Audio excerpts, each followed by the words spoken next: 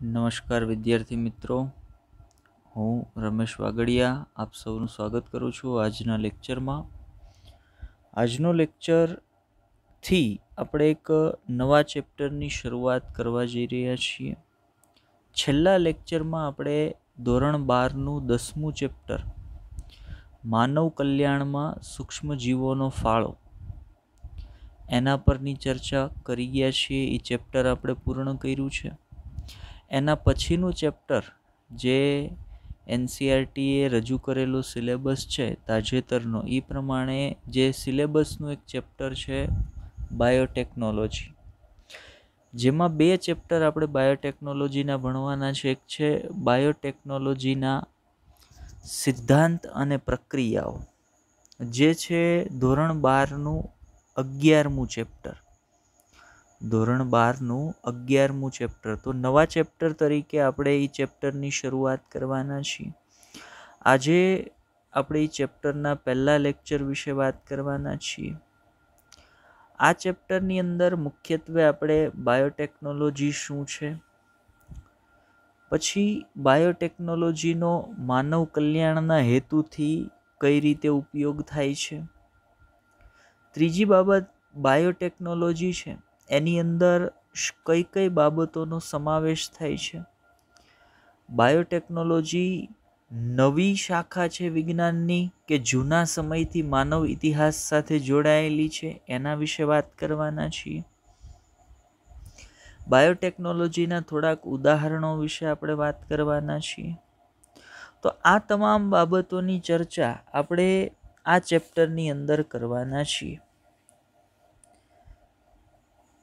આ ચેપ્ટરની અંદર આપણે પુનઃસંયોજિત ડીએનએ ટેકનોલોજીની વાત કરીશું. પુનઃસંયોજિત ડીએનએ ટેકનોલોજીની ક્રિયાવિધિ એના વિશે વાત કરીશું. આ તમામ અગત્યની બાબતોની ચર્ચા આપણે આ ચેપ્ટર દરમિયાન કરવાના છીએ. વાત કરીએ આજના લેક્ચરની, એટલે કે આ ચેપ્ટરના પહેલા લેક્ચરની. તો પહેલા લેક્ચરની અંદર આજે આપણે બાયોટેકનોલોજીનો પરિચય મેળવવાના છીએ કે ભાઈ બાયોટેકનોલોજી એટલે ખરેખર શું છે. વિશ્વની અંદર આધુનિક બાયોટેકનોલોજીની શરૂઆત ક્યારે થઈ. બાયોટેકનોલોજીનો ઇતિહાસ માનવ સભ્યતાના ઇતિહાસ જેટલો જ જૂનો છે. બાયોટેકનોલોજી પણ માનવ ઉત્પત્તિ જેટલી જ જૂની બાબત છે. માનવ સભ્યતા જેટલી જ જૂની બાબત છે. જૂના સમયથી લોકો બાયોટેકનોલોજીનો ઉપયોગ કરતા આવે છે, પણ એને આપણે આદિ બાયોટેકનોલોજી કહેશું. જે પરંપરાગત બાયોટેકનોલોજીની અમુક પદ્ધતિઓ છે, જેને ઘરગથ્થુ પદ્ધતિઓ તરીકે પણ આપણે ઓળખી શકીએ. તો પહેલાના સમયમાં બાયોટેકનોલોજીને એકદમ આદિ એનું જે જ્ઞાન છે એ સામાન્ય જરૂરિયાતો જેમ કે ઘરગથ્થુ ઉત્પાદનોની અંદર ને એવી જગ્યાએ પહેલાં બાયોટેકનોલોજીનો લોકો દ્વારા ઉપયોગ કરવામાં આવતો. પણ આધુનિક બાયોટેકનોલોજીની આપણે વાત કરીએ તો છેલ્લા 100 વર્ષથી આધુનિક બાયોટેકનોલોજીની શરૂઆત થઈ છે અને ક્રમશઃ આધુનિક બાયોટેકનોલોજીનો વિકાસ થઈ રહ્યો છે અને હજી આગળના વર્ષોમાં ખૂબ મોટા પ્રમાણમાં આધુનિક બાયોટેકનોલોજીની અંદર વિકાસ થવાનો છે. આધુનિક બાયોટેકનોલોજીનો વિકાસ જેટલો વધારે થશે, માનવ સભ્યતા માટે એટલી જ સારી બાબત છે, એટલી જ સુવિધાઓ છે એ વધતી જશે. કઈ રીતે? તો એવા થોડાક એક્ઝામ્પલની આપણે આ ચેપ્ટરની અંદર ચર્ચા કરીશું. પણ આજે આપણે કઈ બાબત પર વાત કરવાના છીએ? તો મેં તમને કીધું એમ કે બેઝિક બાયોટેકનોલોજી એટલે શું છે, કેટલું જૂનું છે, મોડર્ન આધુનિક બાયોટેકનોલોજીની શરૂઆત ક્યારે થઈ, ભારતની અંદર બાયોટેકનોલોજીની શરૂઆત કઈ રીતે થઈ, બાયોટેકનોલોજીની અંદર કાર્ય કરતી વિવિધ લેબોરેટરી અથવા તો પ્રયોગશાળાઓ, સંસ્થાનો, એની શરૂઆત વિશ્વની અંદર કઈ રીતે થઈ, ભારતની અંદર કઈ રીતે થઈ. બાયોટેકનોલોજીના એક ભાગ તરીકે જનીન ઇજનેરી વિદ્યા. તો જનીન ઇજનેરી વિદ્યાનો પાયો કયા વૈજ્ઞાનિકોએ નાખ્યો? કઈ રીતે જનીન ઇજનેરી વિદ્યાની બાયોટેકનોલોજીની અંદર સ્થાપના થઈ અથવા તો શરૂઆત થઈ, પ્લાઝમિડ શું છે, રિસ્ટ્રિક્શન ઉત્સેચકો શું છે, આ તમામ બાબતોની ચર્ચા આજના લેક્ચરમાં આપણે કરવાના છીએ. ચાલો તો લેક્ચરની શરૂઆત કરીએ. મેં તમને કીધું એમ કે ભાઈ આજના લેક્ચરમાં આપણી સામે એક PDF છે, આપણે જોતા જઈએ, રેફરન્સ તરીકે લેતા જઈએ. અને આજના લેક્ચરમાં મેં તમને કીધું એમ આપણે કઈ બાબત પર વાત કરવાના છીએ, તો ભાઈ આજના લેક્ચરમાં આપણે બાયોટેકનોલોજી પર પહેલાં ચર્ચા કરીશું કે ભાઈ ખરેખર બાયોટેકનોલોજી એટલે શું છે.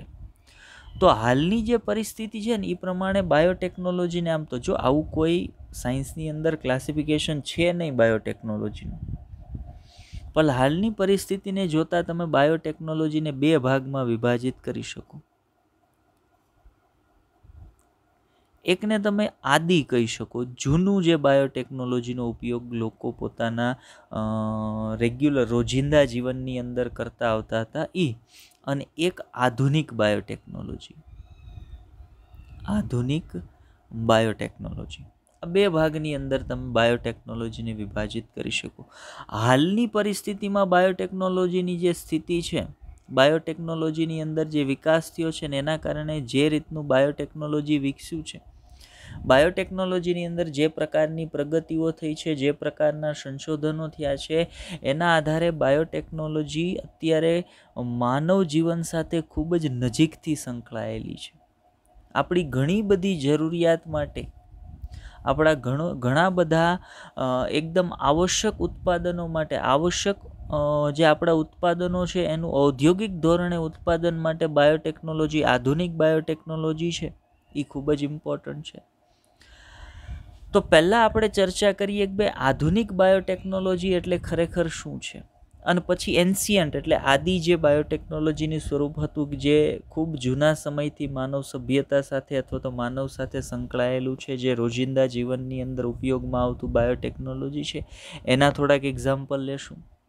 તો જ્યારે તમે મોડર્ન બાયોટેકનોલોજી, આધુનિક બાયોટેકનોલોજીની વાત કરતા હોય ને ત્યારે તમે બહુ સ્પષ્ટ રીતે એવું કહી શકો કે ભાઈ આધુનિક બાયોટેકનોલોજી એટલે DNA અને RNAના બંધારણ અથવા તો એની રચનામાં ફેરબદલ, એની રચનામાં ફેરફાર કરવો.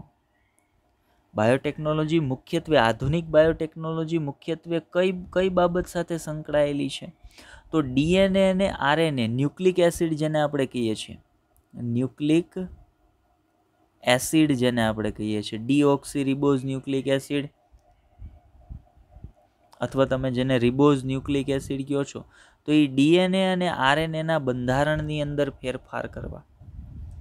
એ અત્યારે આધુનિક બાયોટેકનોલોજી એટલો બધો વિકાસ થયો છે કે જેના પરિણામે તમે હાલ DNA અને RNAના બંધારણમાં ફેરફાર કરી શકો છો. અહીંયા તમે આકૃતિ જે ફોટોગ્રાફ છે એની અંદર ક્લિયર કટ જોઈ શકો છો કે અહીંયા એક DNAનો અણુ છે, અહીંયા એક DNAનો અણુ છે, અને હાલ DNAના અણુના બંધારણમાં તમે ફેરફાર કરી શકો છો. જો એક નાનો DNAનો ટુકડો અહીંયાથી કાપીને દૂર કરી નાખવામાં આવ્યો છે અને એની જગ્યાએ એક નવો DNAનો ટુકડો, ઈચ્છિત લક્ષણ ધરાવતો DNAનો ટુકડો છે એ આપણે એન્ટર કરીએ છીએ. મતલબ આપણે શું કર્યું, DNAની રચનામાં, DNAના બંધારણની અંદર ફેરફાર કર્યો. આ જે મોડર્ન બાયોટેકનોલોજી છે, અત્યારે તમે બાયોટેકનોલોજીની મદદ વડે કોઈ પણ સૂક્ષ્મ જીવ છે, લાઈક બેક્ટેરિયાની વાત કરીએ કે આપણે કોઈ ફૂગની વાત કરીએ, એના શરીરમાં તમારું ઈચ્છિત જનીન દાખલ કરી અને બેક્ટેરિયા પાસેથી કે એ ફૂગ પાસેથી તમારી ઈચ્છિત નીપજ ખૂબ મોટા જથ્થામાં, ઔદ્યોગિક ધોરણે ખૂબ મોટા જથ્થામાં પ્રાપ્ત કરી શકો છો. તો એ કોના કારણે પોસિબલ છે, તો ભાઈ આધુનિક બાયોટેકનોલોજીના કારણે પોસિબલ છે. ફોર એક્ઝામ્પલ, આની અંદર આગળ આપણે એના વિશે વાત કરીશું. આ તમામ બાબતો કે જેને હું અત્યારે તમને ટૂંકમાં વાત કરીશ કે ભાઈ આવું થાય છે બાયોટેકનોલોજી, અથવા તો બાયોટેકનોલોજીની મદદ વડે આ બધું શક્ય બન્યું છે, એ તમામ બાબતોની આગળ આપણે વ્યવસ્થિત રીતે ચર્ચા કરીશું, વ્યવસ્થિત રીતે એ બધી બાબતોને સમજીશું. પણ મેં તમને કીધું એમ આજના લેક્ચરમાં હું તમને બેઝિક ફંડામેન્ટલ જે કાંઈ જરૂરી છે એના વિશે માહિતગાર કરવાનો છે. આજના લેક્ચરમાં આપણે જોશું કે ભાઈ આ જે ચેપ્ટર છે બાયોટેકનોલોજીના, 2 ચેપ્ટર આપણે અહીંયા બાયોટેકનોલોજીના જે ભણવાના છીએ અને એક્ઝામના પોઈન્ટ ઓફ વ્યૂથી પણ બાયોટેકનોલોજીના આ બંને ચેપ્ટરો ખૂબ જ ઇમ્પોર્ટન્ટ છે. બાયોટેકનોલોજીના બંને ચેપ્ટરમાંથી થઈ અને એક્ઝામની અંદર કમસે કમ 5 થી 7 પ્રશ્નો પૂછાય છે. બંને ચેપ્ટરમાં થઈ અને કમસે કમ 5 થી 7 પ્રશ્નો પૂછાય છે. મતલબ માર્કની દ્રષ્ટિએ પણ બાયોટેકનોલોજીના ચેપ્ટર છે એ ખૂબ જ ઇમ્પોર્ટન્ટ છે. તો આપણે વાત કરીએ છીએ આધુનિક બાયોટેકનોલોજીની. તો મેં શું કીધું, જ્યારે તમે આધુનિક બાયોટેકનોલોજીની વાત કરો છો ત્યારે તમે આરએનએ અને ડીએનએની રચના અથવા તો એના બંધારણની અંદર ફેરફાર કરવાની વાત કરશો. કે અત્યારે આધુનિક બાયોટેકનોલોજીના વિકાસથી પોસિબલ બન્યું છે કે તમે કોઈ એક વ્યક્તિના ડીએનએનો અમુક ભાગ જે તમારો ઈચ્છિત ભાગ છે એને કાપી શકો છો, એને દૂર કરી શકો છો અને એની જગ્યાએ નવો ડીએનએનો ટુકડો છે એ તમે દાખલ કરી શકો છો. મતલબ તમે ડીએનએની રચનામાં, આરએનએની રચનામાં ફેરબદલ કરી શકો છો. અને એ કોના કારણે પોસિબલ બન્યું છે? તો ભાઈ બાયોટેકનોલોજીના કારણે પોસિબલ બન્યું છે. માનો કોઈ એક વ્યક્તિના ડીએનએ પર આવેલ એક જનીનની અંદર ખામી હોવાના કારણે એને એક જનીનિક અનિયમિતતા છે.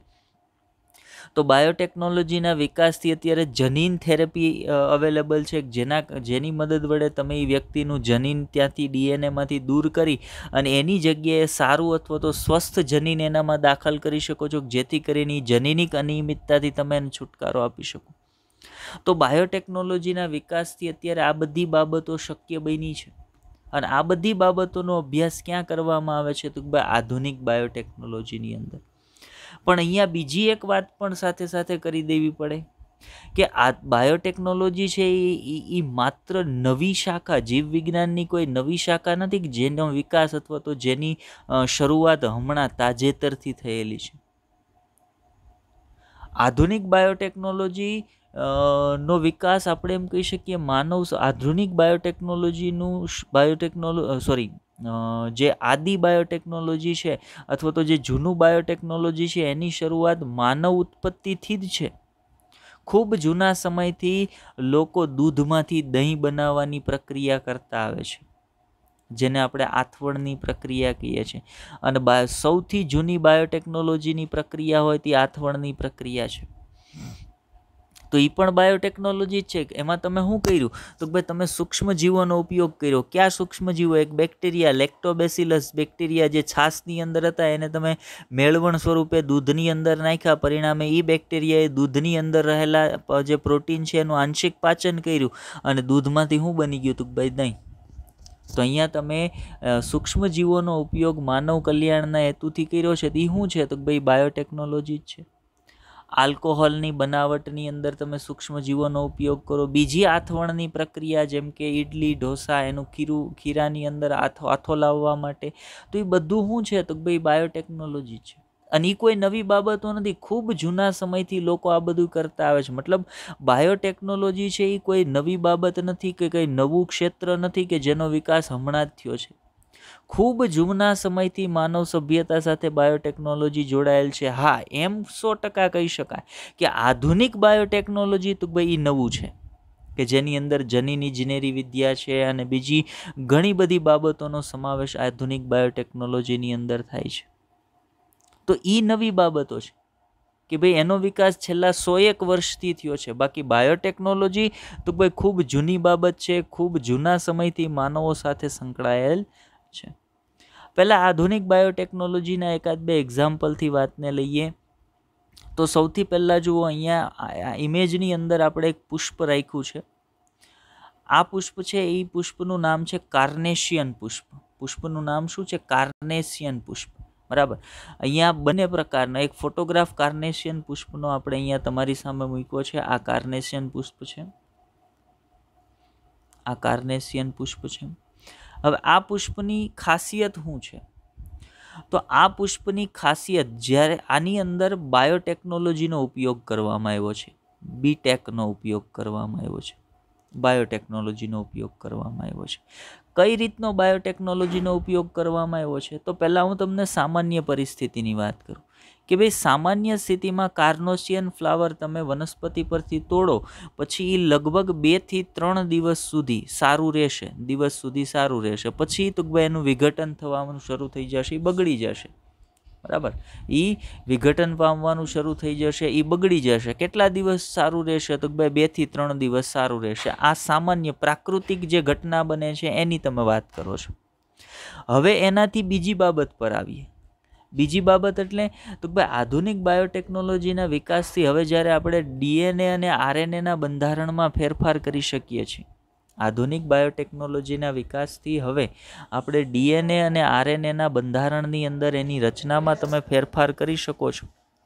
તો વૈજ્ઞાનિકોએ બાયોટેકનોલોજીની મદદ વડે શું કર્યું? તો ભાઈ આ જે કાર્નોસિયન ફ્લાવર છે ને, એ કાર્નોસિયન ફ્લાવરના જનીનની અંદર ફેરફાર કર્યો.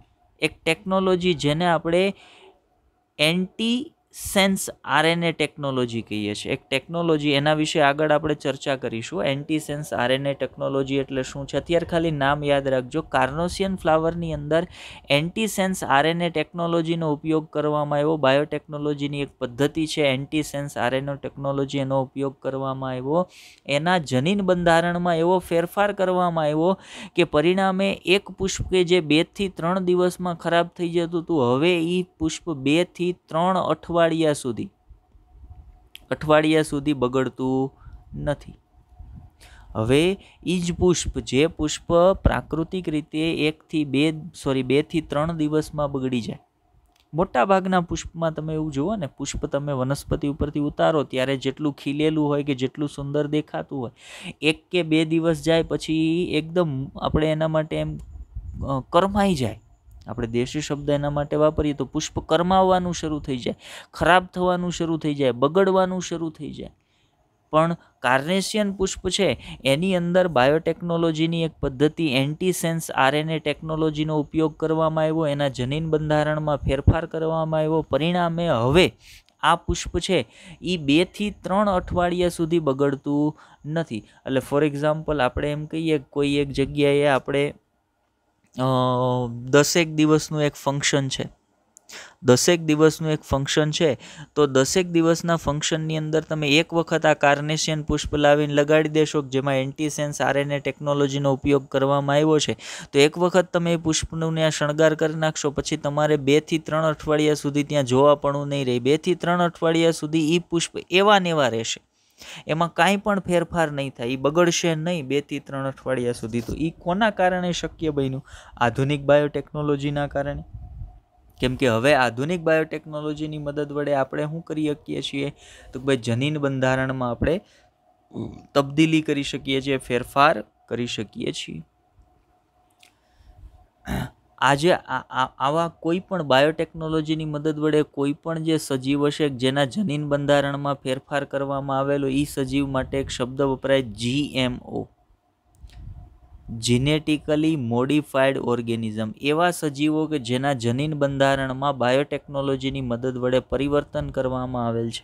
અને એવું એક વનસ્પતિક પુષ્પ છે જેના જનીન બંધારણમાં ફેરફાર કરવામાં આવ્યો છે આધુનિક બાયોટેકનોલોજીની મદદ વડે. એક ટેકનોલોજી એન્ટીસેન્સ આરએનએ ટેકનોલોજી શું છે એની વિશે ડિટેલમાં પછી વાત કરીશું આગળ ચેપ્ટરની અંદર. તો એની મદદ વડે કાર્નોસિયન પુષ્પના જનીન બંધારણમાં એવો ફેરફાર કરવામાં આવ્યો કે જે પુષ્પ 2 થી 3 દિવસમાં બગડી જતું હતું, એ પુષ્પ હવે 2 થી 3 અઠવાડિયા સુધી એવું ને એવું રહે છે. તો એ કોના કારણે પોસિબલ બન્યું છે? તો ભાઈ આધુનિક બાયોટેકનોલોજીના કારણે પોસિબલ બન્યું છે. સાથે સાથે મેં તમને વાત કરી એમ કે એન્શિયન્ટ બાયોટેકનોલોજી પણ પહેલેથી માનવ સાથે સંકળાયેલી છે ને હજી સુધી પણ એ સંકળાયેલી છે. હાલના સમયમાં પણ ઘરગથ્થુ વપરાશની અંદર, રોજિંદા જીવનની અંદર લોકો બાયોટેકનોલોજીનો ઉપયોગ કરે જ છે. સૌથી સારું દરેક ઘરની અંદર દૂધમાંથી દહીં બનાવવાની ઘટના, બેકરીની અંદર બેકરી પ્રોડક્ટ, આલ્કોહોલ ઇન્ડસ્ટ્રીઝની અંદર આલ્કોહોલનું ઉત્પાદન, લેબોરેટરીની અંદર પ્રતિજૈવિક દ્રવ્યોનું ઉત્પાદન, આ બધું આમ તો પ્રતિજૈવિક દ્રવ્યોનું ઉત્પાદન એ મોડર્ન બાયોટેકનોલોજીની અંદર આવશે. પણ બાકીના જે મેં તમને એક્ઝામ્પલ દીધા એ બધા શેમાં આવશે? તો ભાઈ બધા એન્શિયન્ટ અથવા તો આદિ બાયોટેકનોલોજી છે એની અંદર આવશે. ચલો એનાથી આગળ વાત કરીએ ત્યાર પછી તો બાયોટેકનોલોજીની વ્યાખ્યા આપણે જોઈએ કે ભાઈ બાયોટેકનોલોજીની વ્યાખ્યા શું આપી શકાય. તો બાયોટેકનોલોજીની વ્યાખ્યા આપણે આપવી હોય તો આપણે શું આપી શકીએ? તો ભાઈ આપણે કહી શકીએ કે ભાઈ બાયોટેકનોલોજી એટલે જીવ વિજ્ઞાનની એક એવી શાખા, જો બાયોટેકનોલોજી એટલે જીવ વિજ્ઞાનની એવી શાખા કે જેમાં સૂક્ષ્મ જીવોનો ઉપયોગ કરી તેની વિવિધ નિપજો માનવ કલ્યાણના હેતુથી ઔદ્યોગિક ધોરણે પ્રાપ્ત કરવામાં આવે છે. ફરી વખત કહું છું, સમજો વ્યાખ્યાને. આપણે તમને સમજાય એટલા માટે આપણી રીતે એક વ્યાખ્યા બનાવીને અહીંયા મૂકી છે કે બાયોટેકનોલોજી એટલે જીવ વિજ્ઞાનની એક એવી શાખા છે કે જેમાં માનવ કલ્યાણના હેતુથી વિવિધ સજીવોનો ઉપયોગ કરી અને ઔદ્યોગિક ધોરણે એની નિપજો છે એની પ્રાપ્ત કરવામાં આવે છે. અને એ વિજ્ઞાનની કઈ શાખામાં? તો ભાઈ એ બાયોટેકનોલોજીની અંદર કરવામાં આવે છે. વિવિધ પ્રકારની અસંખ્ય નિપજો તમે બાયોટેકનોલોજીની મદદ વડે પ્રાપ્ત કરી શકો. તમે વિવિધ પ્રકારના પ્રતિજૈવિક દ્રવ્ય એન્ટીબાયોટિક બાયોટેકનોલોજીની મદદ વડે લેબોરેટરીની અંદર પ્રાપ્ત કરી શકો છો. તમે વિવિધ પ્રકારના પ્રોટીન છે એ બાયોટેકનોલોજીની મદદ વડે બીજા સજીવોમાંથી પ્રાપ્ત કરી શકો છો. ફોર એક્ઝામ્પલ, એક પ્રોટીનની આપણે વાત કરીએ. પ્રોટીનનું નામ છે ઇન્સ્યુલિન. આપણા શરીરની અંદર જે ગ્લુકોઝનું પ્રમાણ, બ્લડ ગ્લુકોઝનું પ્રમાણ ઘટાડવાનું કામ કરે છે, એવો ઇન્સ્યુલિન જે છે એ સામાન્ય રીતે માનવ શરીરની અંદર બનતો હોય. જો ન બનતો હોય તો વ્યક્તિને ડાયાબિટીસ છે એમ કહી શકાય. તો હવે વૈજ્ઞાનિકોએ આધુનિક બાયોટેકનોલોજીના વિકાસથી શું કરવા સક્ષમ બની ગયા? તો ભાઈ એણે માનવના શરીરમાં આવેલું ઇન્સ્યુલિન બનાવવા માટેનું જનીન કાપ્યું, એને લઈ અને બેક્ટેરિયાના ડીએનએની અંદર દાખલ કરી દીધું. તો હવે જે ઇન્સ્યુલિન પ્રોટીન માનવ શરીરમાં બનતું હતું ને એ હવે કોણ બનાવવાનું શરૂ કરી દીધું? તો ભાઈ હવે બેક્ટેરિયાએ ઇન્સ્યુલિન બનાવવાનું શરૂ કરી દીધું. તો અહીંયા તમે શું કર્યું? તો ભાઈ અહીંયા તમે આધુનિક બાયોટેકનોલોજીની મદદ વડે બેક્ટેરિયાના જનીન બંધારણમાં ફેરફાર કર્યા અને બેક્ટેરિયા પાસેથી માનવ કલ્યાણના હેતુથી જે કાંઈ નિપજ આપણી ઈચ્છિત છે એ પ્રાપ્ત કરી. તો એ કઈ વિજ્ઞાનની શાખામાં સમાવેશ થયો? તો ભાઈ એનો સમાવેશ થયો બાયોટેકનોલોજીની અંદર, કે એક જીવ વિજ્ઞાનની શાખા છે. આગળ વાત કરીએ કે જ્યારે તમે બાયોટેકનોલોજીની વાત કરતા હોય તો બાયોટેકનોલોજી શુદ્ધ વિજ્ઞાન નથી, પ્યોર સાયન્સ નથી. હવે પ્રશ્ન આપણને એવો થાય, પ્યોર સાયન્સ એટલે શું? તો માનો કે જીવ વિજ્ઞાનની તમે વાત કરતા હોય, તમે એમ કહી શકો કે જીવ વિજ્ઞાનનો એક ભાગ છે પ્રાણીશાસ્ત્ર, ઝૂલોજી, તો એ પ્યોર સાયન્સ કહેવાય. અથવા બોટની, વનસ્પતિ શાસ્ત્ર, તો એ પ્યોર સાયન્સ કહેવાય. કેમ? તો ભાઈ એની અંદર એક જ પ્રકારના સજીવોનો અભ્યાસ છે એ માનો કે કરવામાં આવે છે. તો એક જ પ્રકારનું એની અંદર સમાવેશ છે એ થતો હોય છે. પણ આપણે શું કહી શકીએ? તો બાયોટેકનોલોજીની ઘણી બધી પેટા શાખાઓ છે એ પડતી હોય, અથવા તો બાયોટેકનોલોજીની અંદરથી જુદા જુદા હેતુઓ માટે માનવ કલ્યાણના હેતુથી જુદા જુદા કેટલા બધા ફાયદાઓ પ્રાપ્ત કરી શકાય. મતલબ એ પ્યોર સાયન્સ નથી, કોઈ એક વસ્તુ સંલગ્ન બાબત નથી, પણ એ એપ્લાઇડ સાયન્સ છે. એ શું છે? બાયોટેકનોલોજી પ્યોર સાયન્સ નથી, એપ્લાઇડ સાયન્સ છે. ઘણી બધી બાબતો સાથે સંકળાયેલું વિજ્ઞાન છે. બીજું શું કહી શકાય? તો ભાઈ બાયોટેકનોલોજી બાયોલોજિકલ સાયન્સ અને ટેકનોલોજીનું સંયોજન છે. બાયોટેકનોલોજી એટલે તો ભાઈ બાયોલોજિકલ સાયન્સ કે જેની અંદર વિવિધ પ્રકારના સજીવો, એના જનીન બંધારણો, એના વિશે એનો સમાવેશ થાય છે. અને બીજી બાજુએ ટેકનોલોજી કે જેની અંદર જુદી જુદી ટેકનોલોજીઓનો વિકાસ થતો હોય છે. એ બંનેના સંયોજનથી વિજ્ઞાનની એક શાખા અસ્તિત્વમાં આવે છે, જેને આપણે બાયોટેકનોલોજી તરીકે ઓળખીએ છીએ. બાયોટેકનોલોજીની શરૂઆત કઈ રીતે થઈ, આધુનિક બાયોટેકનોલોજીની શરૂઆત કઈ રીતે થઈ, એના પર આપણે વાત કરવા માટે આગળ વધીએ કે ભાઈ કઈ રીતે આધુનિક બાયોટેકનોલોજી છે એ અસ્તિત્વમાં આવ્યું. તો ધ્યાન આપજો, અહીંયા જેટલી પણ સાલ છે અને જે સંસ્થાઓની સ્થાપના થઈ છે એ બધી ઇમ્પોર્ટન્ટ છે. આ આખું પેજ આઈએમપી છે. આમાંથી કોઈ પણ જગ્યાએથી એમસીક્યુ છે એ આપણને પૂછાઈ શકે છે. એટલે બધી બાબતો યાદ રાખવાની છે મારે. એનસીઆરટીની અંદર નથી, પણ છતાંય આમાંથી ક્વેશ્ચન પૂછાય છે એટલે મારે એને યાદ રાખવાની છે. ચાલો આપણે જોઈએ. પ્રથમ વખત ઈસવીસન 1920માં યુકેની અંદર લીડ સિટી કાઉન્સિલની સ્થાપના થઈ. એક સંસ્થા, આપણે એમ કહીએ કે લીડ સિટી કાઉન્સિલની સંસ્થા થઈ, લીડ સિટી કાઉન્સિલની સ્થાપના થઈ. અને લીડ સિટી કાઉન્સિલે ઇન્સ્ટિટ્યૂટ ઓફ બાયોટેકનોલોજીની સ્થાપના કરી. મતલબ પ્રથમ વખત 1920માં યુકેની અંદર, યુનાઇટેડ કિંગડમની અંદર લીડ સિટી કાઉન્સિલની સ્થાપના થઈ. અને લીડ સિટી કાઉન્સિલની દેખરેખ હેઠળ ઇન્સ્ટિટ્યૂટ ઓફ બાયોટેકનોલોજીની સ્થાપના છે એ યુકેની અંદર કરવામાં આવી. તો પ્રથમ મોડર્ન બાયોટેકનોલોજીની જે ઇન્સ્ટિટ્યૂટ છે, જે સંસ્થા છે, એની સ્થાપના યુકેની અંદર ક્યાં તો ભાઈ યુકેની અંદર થઈ હતી. કઈ સાલમાં તો ભાઈ ઈસવીસન 1920ની અંદર કોણે કરી હતી તો ભાઈ લીડ સિટી કાઉન્સિલની દેખરેખ હેઠળ શરૂઆત થઈ હતી, સ્થાપના થઈ હતી. ત્યાર પછી વાત કરીએ કે ઈસવીસન 1970માં, ઈસવીસન 1970નું જે વર્ષ હતું ને એને બાયોટેકનોલોજીનું વર્ષ તરીકે ઓળખવામાં આવે છે. કે બાયોટેકનોલોજીની અંદર ખૂબ જ પ્રગતિ થઈ હતી. આ વર્ષની અંદર બાયોટેકનોલોજીની અંદર ખૂબ મોટી માત્રામાં પ્રગતિઓ થઈ હતી. એટલે ઈસવીસન 1970ના વર્ષને બાયોટેકનોલોજીનું વર્ષ તરીકે ઓળખવામાં આવે છે. પછી ઈસવીસન 1978માં EFB એટલે કે યુરોપિયન ફેડરેશન ઓફ બાયોટેકનોલોજીની સ્થાપના થઈ હતી.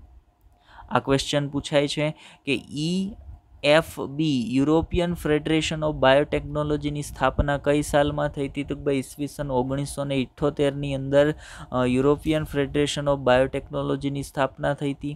ભારતની અંદર વાત કરીએ, આ તો બાયોટેકનોલોજીની શરૂઆત બીજી બધી જગ્યાની આપણે વાત કરતા હતા.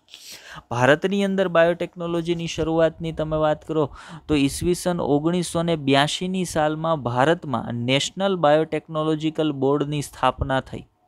ઈસવીસન 1982માં ભારતની અંદર નેશનલ બાયોટેકનોલોજીકલ બોર્ડની શરૂઆત થઈ ને હાલ એટલે કે 1982માં એની સ્થાપના થઈ. પછી 1986માં એનું નામ બદલવામાં આવ્યું ને હાલ પણ એ જ નામે એ પ્રચલિત છે, જેને ડિપાર્ટમેન્ટ ઓફ બાયોટેકનોલોજી તરીકે ઓળખવામાં આવે છે.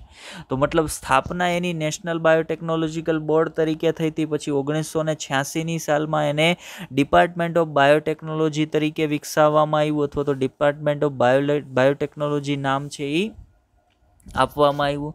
ત્યાર પછી આપણે વાત કરીએ ઈસવીસન 1988માં યુનાઇટેડ નેશનની સલાહ હેઠળ ભારતમાં ન્યૂ દિલ્હીની અંદર international centre for genetical engineering and બાયોટેકનોલોજીની સ્થાપના કરવામાં આવી. એટલે એક research laboratory, research centre, united નેશને એક રિસર્ચ સેન્ટર જે બાયોટેકનોલોજીની ફિલ્ડની અંદર કાર્યરત છે એની સ્થાપના કરવા માટે ભારતને પસંદ કર્યું. ભારતમાં દિલ્હીની અંદર international centre for genetical engineering and બાયોટેકનોલોજીની સ્થાપના કરી.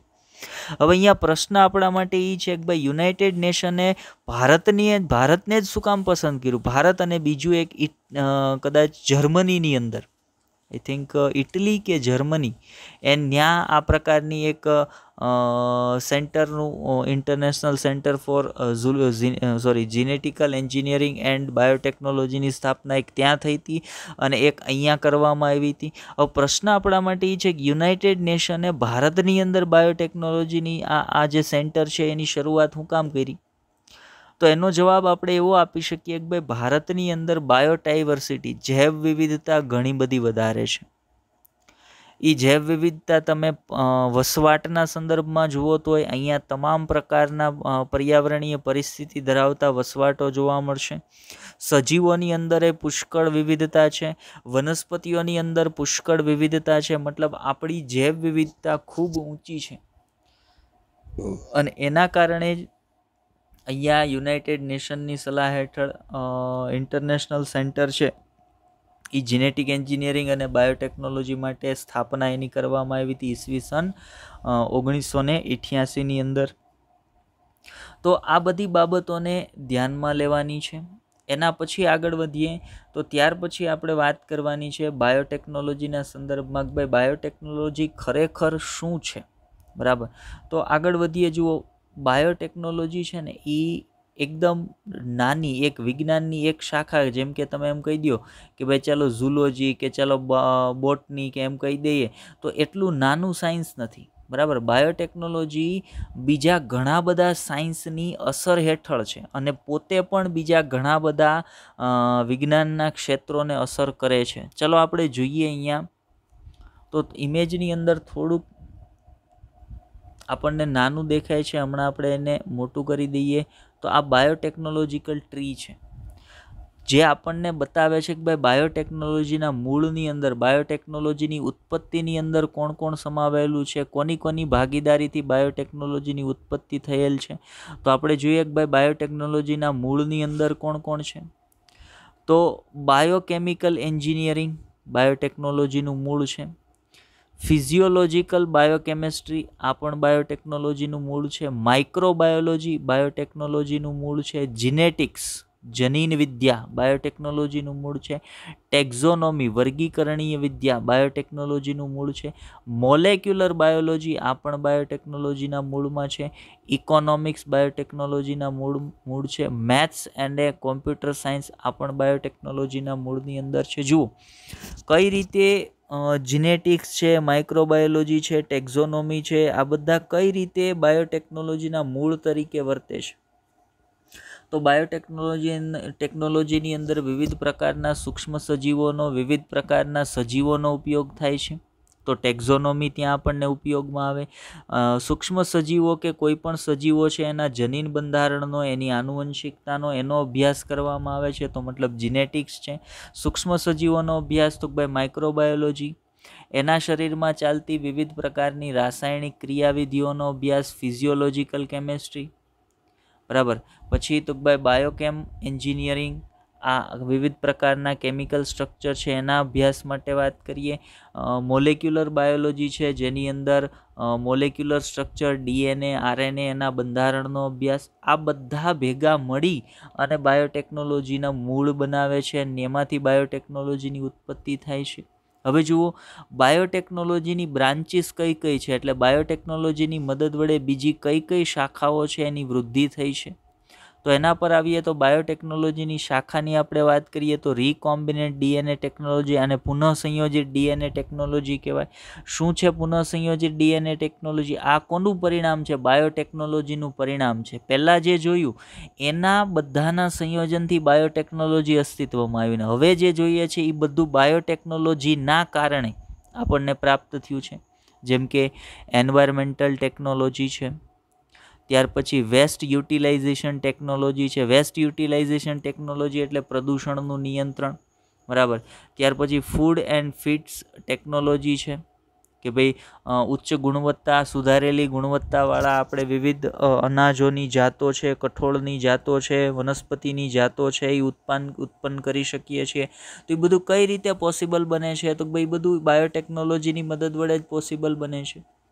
કે તમે તમારા ઈચ્છિત લક્ષણ ધરાવતું જનીન એક વનસ્પતિની અંદર દાખલ કરી દીધું, તો હવે એની અંદરથી પ્રાપ્ત જે નીપજ છે, વાનસ્પતિક નીપજ, એના ફળ હોય તો એની અંદર તમને એ તમારું ઈચ્છિત લક્ષણ છે એ જોવા મળે છે, તો એની ગુણવત્તામાં સુધારો થાય છે.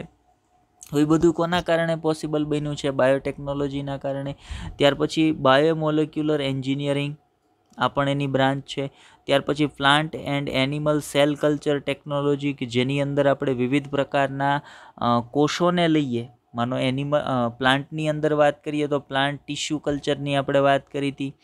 એનિમલ ટિશ્યુ કલ્ચરની આપણે વાત કરીએ જેમાં કોઈ સજીવ શરીરનો એક કોષ લઈ એની કોષની વૃદ્ધિ આપણે કરાવી શકીએ છીએ. તો એ પણ કોના કારણે પોસિબલ બન્યું છે? બાયોટેકનોલોજીના કારણે. બાયોમિનિંગ અને ત્યાર પછી ફર્મેન્ટેશન ટેકનોલોજી, આથવણ ક્રિયાવિધિ કે જેની અંદર વિવિધ પ્રકારના બેક્ટેરિયા અને ફૂગની ક્રિયા કરાવવામાં આવે છે. અજારક શ્વસન છે એ કરવામાં આવે છે, જેની અંદરથી વિવિધ પ્રકારના ઉત્પાદનો પ્રાપ્ત કરવામાં આવે છે. આપણે ભણી ગયા માનવ કલ્યાણમાં સૂક્ષ્મ જીવાણુમાં બાયોગેસ ઉત્પાદન. તો આ બધું ફર્મેન્ટેશન ટેકનોલોજીની અંદર આવશે. આ બધી વિજ્ઞાનની એવી શાખા છે જે બાયોટેકનોલોજીમાંથી પ્રાપ્ત થઈ છે. આના બધાના વિશે પણ આગળ આપણે ચર્ચા કરીશું. તો આ બાયોટેકનોલોજીકલ ટ્રી છે. આજે મેં તમને કીધું એમ કે આજે આપણે માત્ર કેના પર વાત કરવાના છીએ? તો બેઝિક ફંડામેન્ટલ ઉપર વાત કરવાના છીએ. હવે જે આપણે વાત કરવાના છીએ એનસીઈઆરટીની વાત છે, પણ એનસીઈઆરટીમાં આ જે પ્રસ્તાવના છે ને એની વાત છે. પ્રસ્તાવના પણ આપણા સિલેબસનો ભાગ છે, એટલે આ જ વખતે આપણે પ્રસ્તાવનાને પણ સમાવેશ કરશું. પ્રસ્તાવના એટલે આપણું યુનિટ શરૂ થાય એ પહેલાના 1-2 પેજ કે જેની અંદર આવનારું ચેપ્ટર છે એની અંદર કઈ કઈ બાબતો વિશે તમે અભ્યાસ કરશો, એની અંદર કયા કયા વૈજ્ઞાનિકોએ સંશોધન કર્યા છે, કયા વૈજ્ઞાનિકોનો કયો ફાળો છે, કઈ સાલમાં કયા વૈજ્ઞાનિકે સંશોધન કરેલું છે, આ બધી બાબતનો અભ્યાસ છે, આ બધી બાબતની માહિતી છે એ ક્યાં આપેલી હોય છે? તો એ બધી માહિતી છે એ પ્રસ્તાવનાની અંદર આપેલી હોય છે. તો આપણે એની વાત પહેલાં કરીશું, પ્રસ્તાવનાની વાત કરીશું, પછી આપણો જે ચેપ્ટરનો મૂળ પોર્શન છે એના પર જશું. ચાલો, તો પ્રસ્તાવનાની અંદર આપણે એક વખત ધ્યાન આપીને એક વખત ખાલી નજર ફેરવી લેશું. બાકી એટલું બધું ઇમ્પોર્ટન્સ એનામાં આપણે નહીં આપીએ. તો જુઓ, 17મી સદીના ફ્રેન્ચ તત્વજ્ઞાની, ગણિતશાસ્ત્રીય તથા જૈવ વૈજ્ઞાનિકનું નામ છે રેને ડેસ્કાર્ટિસ. ના દિવસોથી જ સમગ્ર માનવ જ્ઞાન, ખાસ કરીને પ્રકૃતિ વિજ્ઞાન, એવી દિશામાં આગળ વધ્યું છે કે જેમાં પ્રાદ્યોગિક વિકાસ થયો છે, જેના પરિણામ સ્વરૂપે માનવ જીવનની સુખકારીમાં વૃદ્ધિ થઈ અને મનુષ્યના જીવનનું મહત્વ પણ પ્રસ્થાપિત થયું. જો લાંબો મુદ્દો છે, પણ અહીંયા શું કીધું છે? તો 17મી સદીથી ધીમે ધીમે 17મી સદીમાં એક વૈજ્ઞાનિકનો રેફરન્સ આપ્યો છે કે આ વૈજ્ઞાનિકના સમયથી જ ધીમે માનવ જ્ઞાનની અંદર, ખાસ કરીને કયા ભાગમાં? તો ભાઈ માનવનું પ્રકૃતિ જ્ઞાન જે છે એની અંદર ધીમે વૃદ્ધિ થતી રહેલી છે. એની અંદર થતી જે વૃદ્ધિ છે એણે ટેકનોલોજીની અંદર વિકાસ, ટેકનોલોજીની વૃદ્ધિને એ પ્રેરે છે. અને એ ટેકનોલોજીમાં જેમ જેમ વૃદ્ધિ થતી જશે એના પરિણામે નવા સંશોધનો થતા જશે, અને એ નવા સંશોધનો માનવ જીવનને સુખકારી બનાવે છે. એટલે કીધું માનવ જીવનની સુખકારિતામાં વૃદ્ધિ છે એ થતી રહેલી છે. પછી વાત કરીએ તો ભૌતિક વિજ્ઞાન છે, આપણે જાણીએ છીએ રસાયણ વિજ્ઞાન અને ઇજનેરી ટેકનોલોજી, એન્જિનિયરિંગ, બરાબર. અને ઔદ્યોગિક સંસ્થાઓને જન્મ આપ્યો. આ ત્રણેય સાયન્સની બ્રાન્ચની વાત કરીએ છીએ. ભૌતિક વિજ્ઞાન છે, રસાયણ વિજ્ઞાન છે, ઇજનેરી ટેકનોલોજી છે અને ઔદ્યોગિક સંસ્થાઓને જન્મ આપે છે કે જે બધા જ માનવ સુખ સુવિધા તથા તેના કલ્યાણ માટે કાર્ય કરે છે. મતલબ એ ભૌતિક વિજ્ઞાન, રસાયણ વિજ્ઞાન, ઇજનેરી ટેકનોલોજીની મદદ વડે વિવિધ ઔદ્યોગિક સંસ્થાઓ છે એનો વિકાસ થયો. અને ઔદ્યોગિક સંસ્થાઓ કયા હેતુથી કામ કરતી હોય છે? તો ભાઈ માનવ કલ્યાણના હેતુથી જ કામ કરતી હોય કે ભાઈ માનવની સુખ સુવિધાઓમાં કઈ રીતે વધારો કરી શકાય છે, એના હેતુથી, માનવ કલ્યાણના હેતુથી કામ કરતી હોય છે. સેમ એઝ બાયોટેકનોલોજીની અંદર પણ એવું જ હશે. ચાલો આગળ વધીએ એટલે આપણે હજી થોડીક વધારાની માહિતી લઈએ. તો જીવવિજ્ઞાનનો મુખ્ય ઉપયોગ ખોરાકના સ્ત્રોત તરીકે થઈ રહ્યો છે. જીવવિજ્ઞાનનો મુખ્ય ઉપયોગ ખોરાકના સ્ત્રોત તરીકે થઈ રહેલો છે. હવે આવીએ બાયોટેકનોલોજી. 20મી સદીની આધુનિક જીવવિજ્ઞાનની પ્રશાખા છે. આપણે કીધું ને કે જીવવિજ્ઞાનની એક એવી શાખા કે જેની અંદર સૂક્ષ્મજીવો અને સજીવોનો ઉપયોગ માનવ કલ્યાણના હેતુથી વિવિધ નિપજો ઔદ્યોગિક ધોરણે પ્રાપ્ત કરવાનો છે. અથવા તો બાયોટેકનોલોજીની અંદર માનવ કલ્યાણના હેતુથી આવા કામ થતા હોય છે. તો એ શું છે? તો બાયોટેકનોલોજી એ જીવવિજ્ઞાનની એક પેટા શાખા છે, પ્રશાખા છે, જેણે આપણા રોજબરોજના જીવનમાં પરિવર્તન લાવી દીધું છે.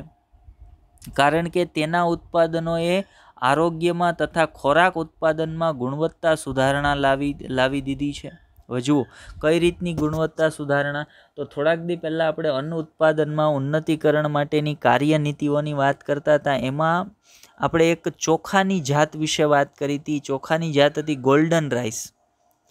ગોલ્ડન રાઈસમાં શું કર્યું હતું? તો બાયોટેકનોલોજીની મદદ વડે ગોલ્ડન રાઈસના જનીન બંધારણમાં ફેરફાર કર્યો તો પરિણામે જે સામાન્ય રાઈસ હોય એની અંદર વિટામિન એ છે એનું પ્રમાણ હોતું નથી, પણ ગોલ્ડન રાઈસ જે બાયોટેકનોલોજીની મદદ વડે બનાવવામાં આવ્યા એની અંદર વિટામિન એ છે એ દાખલ કરવામાં આવ્યું.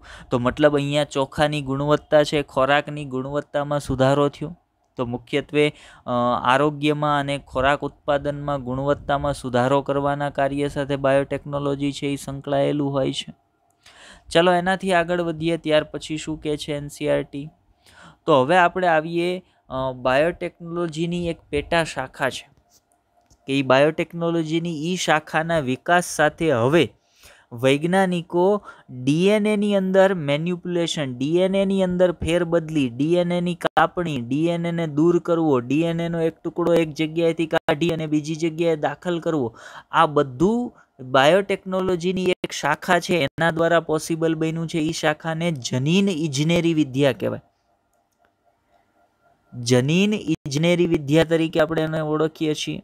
તો ઈ શાખાની શરૂઆત બાયોટેકનોલોજીની અંદર કઈ રીતે થઈ? એ જનીન ઇજનેરી વિદ્યા એ મોડર્ન બાયોટેકનોલોજીનો પાયો છે. જનીન ઇજનેરી વિદ્યાના વિકાસથી જ મોડર્ન બાયોટેકનોલોજીની શરૂઆત થઈ છે. તો એનો વિકાસ કઈ રીતે થયો બાયોટેકનોલોજીની અંદર, એની શરૂઆત કઈ રીતે થઈ એના પર વાત કરીએ. તો જુઓ, એક સાયન્ટિસ્ટ હતા ઈસવીસન 1936માં. એક સાયન્ટિસ્ટ હતા હર્બર બોયર. એનો જન્મ થયો હતો 1936માં તથા તેમનો ઉછેર છે એ પશ્ચિમી પેન્સિલ્વેનિયા નો એક પ્રાંતમાં થયો હતો જ્યાં મોટા ભાગના યુવાનોના ભાગ્યમાં રેલ, રસ્તા અને સુરંગો હતા. વર્ષ 1963માં પિટ્સબર્ગના વિશ્વવિદ્યાલયમાં તેઓએ એમનો સ્નાતક એટલે કે આપણે કહી શકીએ ગ્રેજ્યુએશન સ્નાતક અભ્યાસ પૂર્ણ કર્યો અને એને અનુસરીને યેલેમાં તેઓએ પોતાનો અનુસ્નાતક અભ્યાસ 3 વર્ષ પસાર કર્યા. પછી તો ભાઈ ઈસવીસન 1966માં બોયરે સાન ફ્રાન્સિસ્કોમાં આવેલ કેલિફોર્નિયા વિશ્વવિદ્યાલયમાં સહાયક પ્રાધ્યાપકનો કાર્યભાર સ્વીકાર્યો. ઈસવીસન 1969 સુધી તેઓએ વિશિષ્ટ લાભદાયક ગુણોયુક્ત ઇસ્ચેરેશિયા કોલાય આઈએમપી મુદ્દો. ઈસવીસન 1969 સુધીમાં તેઓએ વિશિષ્ટ લાભદાયક ગુણવત્તાયુક્ત ઇસ્ચેરેશિયા કોલાય એક બેક્ટેરિયા છે, ઇસ્ચેરેશિયા કોલાય બેક્ટેરિયાના ઘણા બધા રિસ્ટ્રિક્શન ઉત્સેચકો પર અધ્યયન કર્યું. હવે રિસ્ટ્રિક્શન ઉત્સેચકો આપણે ક્યાં ભણી ગયા હોય? આપણું 6થું ચેપ્ટર છે ને એની અંદર ભણી ગયા હોય કે એવા ઉત્સેચકો કે જે ડીએનએની કાપણી કરી શકે છે ને એને રિસ્ટ્રિક્શન ઉત્સેચકો કહેવાય. એવા ઉત્સેચકો કે જે ડીએનએની કાપણી કરે છે, કદાચ તમને નામ યાદ આવે તો અહીંયા કહું. એક રિસ્ટ્રિક્શન ઉત્સેચકનું નામ હતું ઇકો આર1. ઇસ્ચેરેશિયા કોલાયમાંથી પ્રાપ્ત કરેલો પહેલો જે રિસ્ટ્રિક્શન એન્ડોન્યુક્લિયસ ઉત્સેચક હતો એ શું કરતો હતો તો ભાઈ ડીએનએની કાપણી કરતો હતો. અને કોઈ પણ રિસ્ટ્રિક્શન એન્ડોન્યુક્લિયસ ડીએનએની એક નિશ્ચિત જગ્યાએથી કાપણી કરે એને આપણે કહેતા હતા પેલેન્ડ્રોમિક સિક્વન્સ, પેલેન્ડ્રોમિક ક્રમ. પેલેન્ડ્રોમિક ક્રમ ડીએનએનો એક એવો ટુકડો છે કે જેની બંને સ્ટ્રેન્ડની અંદર ન્યુક્લિયોટાઇડની ગોઠવણી સમાન પ્રકારની હોય છે, તો એને પેલેન્ડ્રોમિક શૃંખલા કહેવાય. અને ઇકો આર1 છે એ એક પ્રકારનો રિસ્ટ્રિક્શન ઉત્સેચક છે.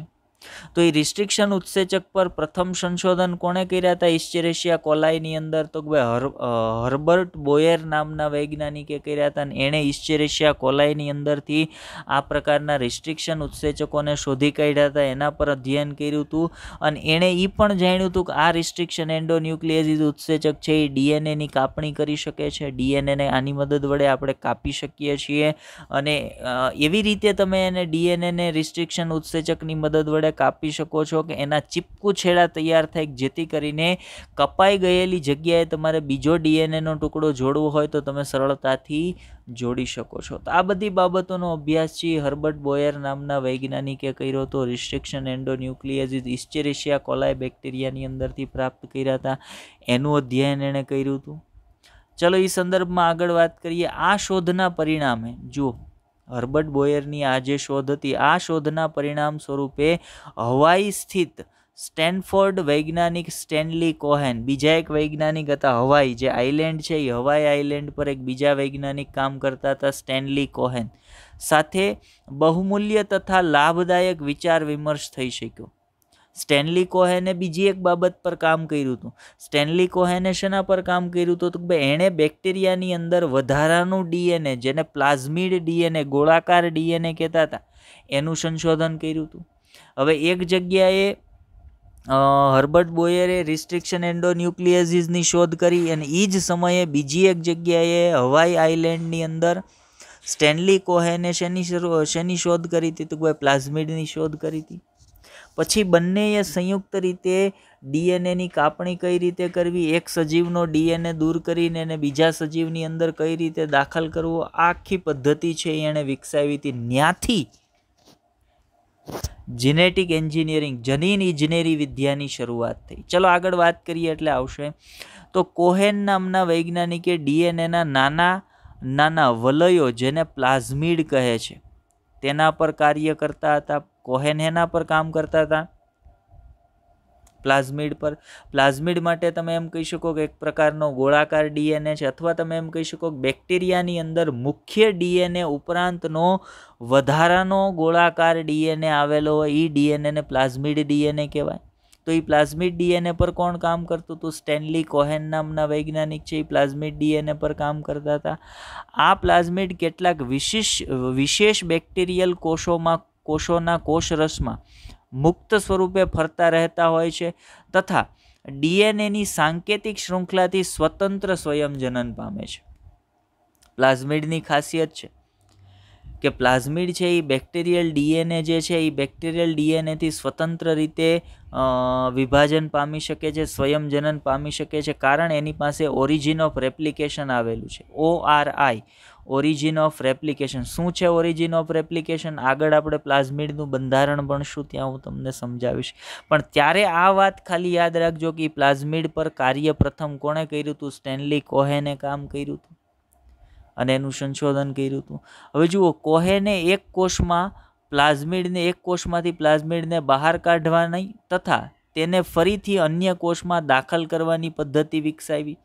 હવે બે વૈજ્ઞાનિકો બે જુદી જુદી જગ્યાએ કામ કરતા હતા. એક વૈજ્ઞાનિકે બેક્ટેરિયાની અંદરથી રિસ્ટ્રિક્શન ઉત્સેચકો અલગ તારવા, અને જે રિસ્ટ્રિક્શન ઉત્સેચકોની ખાસિયત શું હતી? કે ભાઈ ડીએનએની કાપણી કોઈ પણ જગ્યાએથી કરી શકે છે. જો એ મધ્યમાંથી કરતા હતા તો એને એન્ડોન્યુક્લિયસિસ અથવા તો એને રિસ્ટ્રિક્શન એન્ડોન્યુક્લિયસિસ કહેતા હતા, અને જો છેડાના ભાગેથી ડીએનએને કાપતા હતા તો એને આપણે એક્ઝોન્યુક્લિયસિસ રિસ્ટ્રિક્શન ઉત્સેચકો કહેતા હતા. બીજી બાજુએ હવાઈની અંદર જે વૈજ્ઞાનિક કામ કરતા હતા એણે પ્લાઝમિડનું સંશોધન કર્યું. પ્લાઝમિડને કઈ રીતે કાઢવો, એ કાઢેલા પ્લાઝમિડને બીજા કોષમાં કઈ રીતે દાખલ કરવો, આ બધી બાબતો પર એણે કામ શરૂ કરી દીધું હતું. તો હવે આ બંને વૈજ્ઞાનિકોએ સંયુક્ત રીતે કામ કરવાનું શરૂ કર્યું. ચાલો આગળ વાત કરીએ એ સંદર્ભમાં કે જૈવ તકનીકી બાયોટેકનોલોજી, આ બંને વૈજ્ઞાનિક, પહેલા એ બંને વૈજ્ઞાનિકોની વાત કરીએ. આપણે અહીંયા એ વાતનો સમાવેશ નથી કર્યો, પણ છતાંય આપણે તમને એ વાત કરી દઈએ કે એ બંને જે વૈજ્ઞાનિકો છે એ બંને વૈજ્ઞાનિકોએ ડીએનએના વિભાજન કરવાની પ્રક્રિયા સાથે સંકળાતા બોયર અને કોહેને ડીએનએના ખંડોને ઇચ્છિત રૂપરેખાંકમાં ફરીથી ગોઠવી પુનઃ સંયોજિત કરી અને બેક્ટેરિયલ કોષમાં ડીએનએ દાખલ કરવા માટે સક્ષમ બનાવ્યા. હવે આ કોના જેવી વાત થઈ? આ વાત થઈ આગળ મેં જે તમને ઇન્સ્યુલિનવાળું એક્ઝામ્પલ આપ્યું ને એના જેવી વાત. કે જો કર્યું હું તો બે વૈજ્ઞાનિકોમાંથી એક હતા કોહેન, જે સ્ટેનલી કોહેન, એણે શું કર્યું હતું? બેક્ટેરિયાનો પ્લાઝમિડ કાઢવાની પદ્ધતિ અને પાછો પ્લાઝમિડને દાખલ કરવાની પદ્ધતિ વિકસાવી લીધી હતી. અને બોયરે શું કર્યું હતું? ડીએનએને કાપવાની પદ્ધતિ વિકસાવી લીધી હતી. એટલે બે વૈજ્ઞાનિકોએ ભેગા થઈને શું કર્યું? તો ભાઈ કોહેન અને બોયરે બેએ ભેગા થઈ અને બેયની પદ્ધતિઓનું સંલગ્ન એક સ્વરૂપ બનાવ્યું, જેમાં બોયર શું કરે છે? તો ભાઈ કોહેન શું કરે છે? ડીએનએને અલગીકૃત કરે છે. પછી બોયરની પદ્ધતિની મદદ વડે ડીએનએનો અમુક ઇચ્છિત લક્ષણ ધરાવતો ભાગ કાપવામાં આવે છે. એ કાપેલા ભાગને બેક્ટેરિયાની અંદરથી કાઢેલું જે પ્લાઝમિડ હોય પ્લાઝમિડની અંદર દાખલ કરવામાં આવે. એ ઈચ્છિત ડીએનએ ધરાવતા પ્લાઝમિડને બીજા એક કોષ કે બેક્ટેરિયામાં દાખલ કરી દેવામાં આવે. હવે એ બેક્ટેરિયાનું જેટલી વખત સ્વયંજનન થશે એના શરીરમાં એ જનીનનું એટલી વખત સ્વયંજનન થશે અને એ બેક્ટેરિયા પાસેથી એ જનીનની નીપજ, જે જનીન માનવ શરીરની અંદર જે પ્રોડક્ટ બનાવતું હતું એ પ્રોડક્ટ બેક્ટેરિયાની અંદરથી હવે તમે પ્રાપ્ત કરી શકશો. અને એ જ જીવવિજ્ઞાન, એ જ બાયોટેકનોલોજીની એક શાખા છે જેને આપણે જીનેટિક એન્જિનિયરિંગ તરીકે ઓળખીએ છીએ. તો અહીંયાથી આ બંનેના સંશોધન દ્વારા બાયોટેકનોલોજીના એક ભાગ તરીકે જીનેટિક એન્જિનિયરિંગની શરૂઆત થઈ હતી. ચાલો એના પછી હવે આપણે એનસીઆરટીમાં પ્રવેશીએ છીએ. પ્રસ્તાવનાની વાત અહીંયા પૂરી થાય છે. હવે આપણે એનસીઆરટીની અંદર પ્રવેશીએ છીએ. શું કહે છે એનસીઆરટી? જુઓ, જૈવ તકનીકી એટલે કે બાયોટેકનોલોજી જે સજીવો અથવા તો તેઓમાંથી પ્રાપ્ત થતા ઉત્સેચકોનો ઉપયોગ કરી મનુષ્ય માટે ઉપયોગી નિપજો અને ઉપયોગી પ્રક્રિયાઓનું ઉત્પાદન કરવાની તકનીકી સાથે સંકળાયેલ છે. મતલબ બાયોટેકનોલોજી શેની સાથે સંકળાયેલી છે? તો આપણે આ જ વ્યાખ્યા આગળ આપી હતી પણ થોડોક સિમ્પલેસ્ટ ફોર્મમાં આપી હતી કે ભાઈ જીવવિજ્ઞાનની અથવા વિજ્ઞાનની એવી શાખા છે કે જેમાં સજીવોને અથવા એ સજીવોનો ઉપયોગ કરીને ઉત્સેચકો કે એની નિપજો પ્રાપ્ત કરવામાં આવે છે અને એ નિપજો માનવ કલ્યાણના હેતુથી ઉપયોગમાં લેવામાં આવે છે. જો આ અર્થમાં દહીં, બ્રેડ અને વાઇનની બનાવટ, આ અર્થમાં દહીં છે, બ્રેડ છે, વાઇનની બનાવટ કે જે સૂક્ષ્મ જીવો દ્વારા સંપન્ન પ્રક્રિયાઓથી બને છે તેને પણ બાયોટેકનોલોજીના સ્વરૂપ તરીકે વિચારવામાં આવે છે. મેં કીધું ને એ બધા આદિ બાયોટેકનોલોજીની અંદર આવશે. મોડર્ન બાયોટેકનોલોજી તો આગળ એક્ઝામ્પલ જુઓ કે વર્તમાન સમયમાં સીમિત અર્થમાં બાયોટેકનોલોજીને જોવામાં આવે તો તેમાં એ પ્રક્રિયાઓ આવે છે કે જેમાં ઉપરયુક્ત પદાર્થના વધારે માત્રામાં ઉત્પાદન માટે જનીન પરિવર્તિત સજીવો, જીનેટિકલી મોડિફાઈડ ઓર્ગેનિઝમનો ઉપયોગ કરવામાં આવે છે. જનીન પરિવર્તિત સજીવ કોને કહેવાય? તો ભાઈ આ એક બેક્ટેરિયા છે, અહીંયા એક મનુષ્ય છે. આ મનુષ્યનું એક જનીન કાઢ્યું, એક જનીન છે એ મનુષ્યના શરીરમાંથી માનો કે તમે કાઢી લીધું, જે જનીન આપણા કામનું હતું, જેની નીપજ આપણે જોતી હતી. તો મનુષ્યના શરીરમાંથી એ જીન કોઈ એક કોષમાંથી કાઢ્યું, એ જીનને લઈ અને આમાંથી બેક્ટેરિયા હતા ને એનો પ્લાઝમિડ કાઢી લીધો. આ બેક્ટેરિયાનો પ્લાઝમિડ છે. એ પ્લાઝમિડને કાપવાની પદ્ધતિ છે એટલે એ પ્લાઝમિડને કાપી નાખ્યો. એની જગ્યાએ આપણો જે ઈચ્છિત લક્ષણ ધરાવતું જનીન છે કે જે મનુષ્યમાંથી પ્રાપ્ત કર્યું છે, આ જે જનીન છે આને એ ડીએનએનો કાપેલ ટુકડો છે ને એની અંદર એની જગ્યાએ અહીંયા દાખલ કરી દીધું. હવે કોહેનની પદ્ધતિની મદદ વડે આ પ્લાઝમિડને તમે પાછું દાખલ કરો એટલે એ બેક્ટેરિયાની અંદર આવી ગયું. તો આ જે બેક્ટેરિયા છે જેના જનીન બંધારણમાં તમે પરિવર્તન કર્યું ને એને જીનેટિકલી મોડિફાઈડ ઓર્ગેનિઝમ કહેવાય, GMO તરીકે ઓળખવામાં આવે છે. હવે આ બેક્ટેરિયાની અંદરથી તમે જે જનીન બેક્ટેરિયાના શરીરમાં દાખલ કર્યું ને એની નિપજો પ્રાપ્ત કરી શકો છો અને ખૂબ મોટા પ્રમાણમાં ઔદ્યોગિક ધોરણે તમે પ્રાપ્ત કરી શકો છો. તો મોડર્ન બાયોટેકનોલોજીની અંદર શું કરવામાં આવે છે? તો આ જ કરવામાં આવે છે કે વિવિધ નિપજો પ્રાપ્ત કરવા માટે આવા જનીન પરિવર્તિત સજીવો, જેનેટિકલી મોડિફાઈડ ઓર્ગેનિઝમ છે એ તૈયાર કરવામાં આવે છે. એના વિશે પણ આગળ ચેપ્ટરમાં જશું એટલે આપણે વાત કરવાની થશે. ચલો આગળ વધીએ. તો આગળ જતા અનેક પ્રક્રિયાઓ તકનીકોનો સમાવેશ બાયોટેકનોલોજીમાં કરવામાં આવ્યો છે. ઉદાહરણ તરીકે ઇન વિટ્રો ફલન, જેના દ્વારા ટેસ્ટ ટ્યુબ બેબીનું નિર્માણ થાય છે. ઇન વિટ્રો એટલે શરીરની બહારની તરફે શુક્રકોષ અને અંડકોષનું જોડાણ, એને ઇન વિટ્રો ફલન કહેવાય. જેની અંદર ટેસ્ટ ટ્યુબ બેબી બનાવવામાં આવે છે પછી બેબીને ભાડૂત માતા હોય અથવા તો માતાના શરીરમાં ટ્રાન્સફર કરવામાં આવે. તો એ શું છે? એ પણ બાયોટેકનોલોજી જ છે. ત્યાર પછી જનીનનું સંશ્લેષણ, એ જનીનનો ઉપયોગ કરી ડીએનએની રસી તૈયાર કરવી અથવા ક્ષતિગ્રસ્ત જનીનોની સુધારણા, જીન થેરાપી જેને આપણે કહીએ છીએ, આ બધા જ બાયોટેકનોલોજીનો જ ભાગ છે. મતલબ હજી અને આ સિવાય જેમ જેમ વર્ષો જતા જશે, બાયોટેકનોલોજીનો વિકાસ થતો જશે, એમ આવા નવા ફિલ્ડ છે એ બાયોટેકનોલોજીની અંદર ઘણા બધા ઉમેરાતા જશે.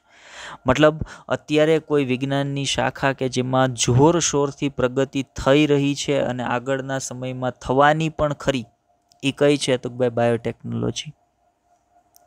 રિસર્ચ ફિલ્ડમાં જવું છે, બાયોલોજી સાથે તમે ભણો છો અને રિસર્ચ ફિલ્ડમાં જવું છે તો બાયોટેકનોલોજી પસંદ કરવાનો એની અંદર પુષ્કળ સ્કોપ છે.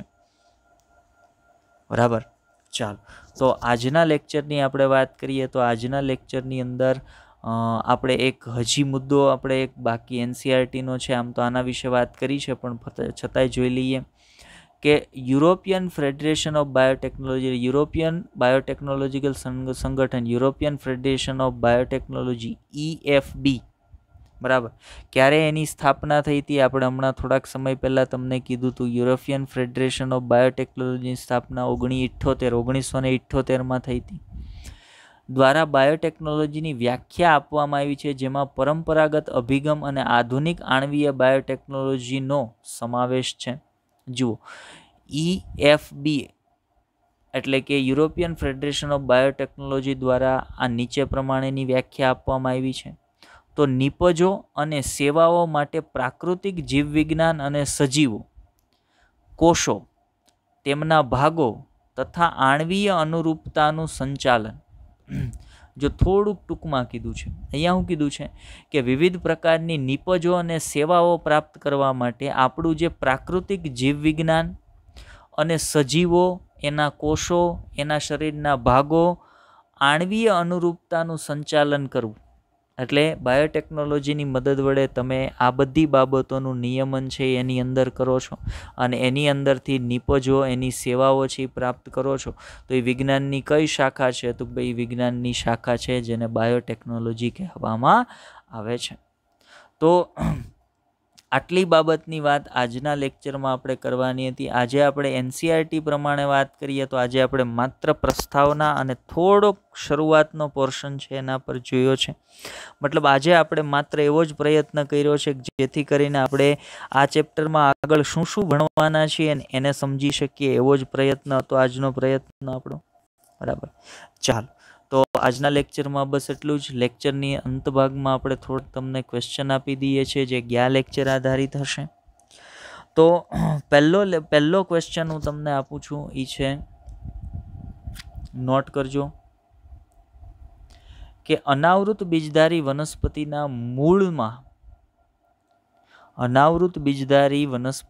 મૂળમાં માઇકોરાઇઝાનું નિર્માણ કરતી ફૂગનું નામ જણાવો. માઇકોરાઇઝાની નિર્માણ કરતી ફૂગનું નામ જણાવો.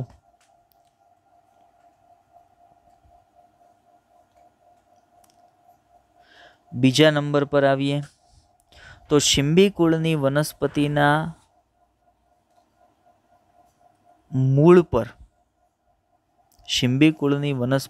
મૂળ પર જોવા મળતા સહજીવી બેક્ટેરિયા નું કાર્ય જણાવો. શિંબી કુળની વનસ્પતિના મૂળ પર સહજીવી તરીકે વસવાટ કરતા બેક્ટેરિયાનું કાર્ય જણાવો. તમારો બીજો પ્રશ્ન છે, સેકન્ડ ક્વેશ્ચન છે જે પૂછ્યો એ. હવે આવીએ થર્ડ ક્વેશ્ચન પર. તો મુક્તજીવી નાઇટ્રોજન સ્થાપી બેક્ટેરિયા છે જે નાઇટ્રોજનનું સ્થાપન કરે છે, એનું નામ જણાવો. એ તમારો ત્રીજો ક્વેશ્ચન છે. ત્યાર પછી ચોખાના ખેતરની અંદર જૈવિક ખાતર તરીકે ઉપયોગમાં આવતા સૂક્ષ્મ જીવોના નામ જણાવો. ચોખાના ખેતરમાં જૈવિક ખાતર તરીકે ઉપયોગમાં લેવાતા સૂક્ષ્મ જીવોના નામ જણાવો. તમારો ચોથો ક્વેશ્ચન છે. ઓકે, તો આજના લેક્ચરના અંત ભાગમાં આપણે તમને આ 4 ક્વેશ્ચન આપીએ છીએ. બધાએ 4 ક્વેશ્ચનના ફરજિયાત કોમેન્ટની અંદર આન્સર કરવાના છે. ચાલો, તો આજના લેક્ચરની અંદર બસ એટલું જ. લેક્ચરને ધ્યાનથી જોજો, સમજવાનો પ્રયત્ન કરજો. ન સમજાતી બાબત કોમેન્ટ કરજો, આપણે ફરી એક વખત તમને સમજાવીશું. Best of luck.